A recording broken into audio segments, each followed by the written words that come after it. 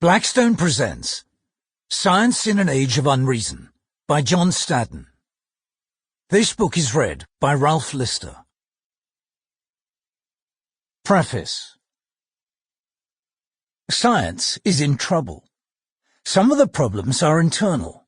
The replication crisis, a surplus of scientists, vociferous subdivision of journals and professional organizations, and what that means for critical review.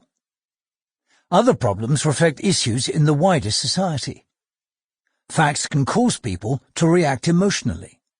Sometimes that's appropriate.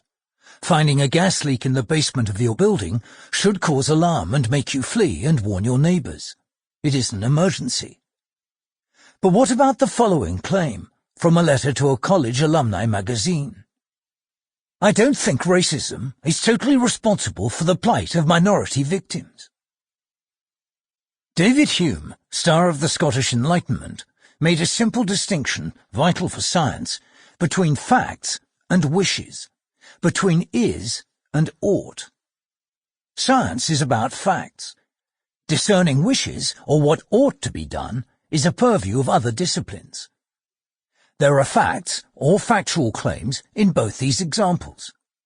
In the first case, the facts are indubitable. There is a leak. It is an emergency. Action is required. But in the second case, there is no emergency, and the facts, unlike the gas leak, are not self-evident. Reason, science, demands that the claims be verified. Are family arrangements a problem for the success of poor black people?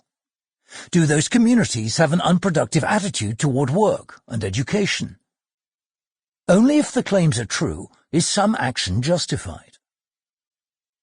Yet the immediate reaction to these comments was not inquiry, but condemnation. Reflexive cries of racism. Now society reacts this way to many findings and areas of research, not just race and gender, but also climate change. Topics must not be studied, or only studied with a foregone conclusion in mind. Fact versus passion, but all too often passion wins. This tendency threatens the integrity of science, social science especially.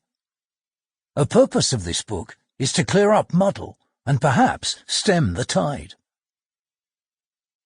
Science has other external problems. The job market for scientists, changes in motivation when science shifts from being a vocation to a career, funding patterns, and misaligned incentives. These factors have turned many academic departments away from. Sample complete. Ready to continue?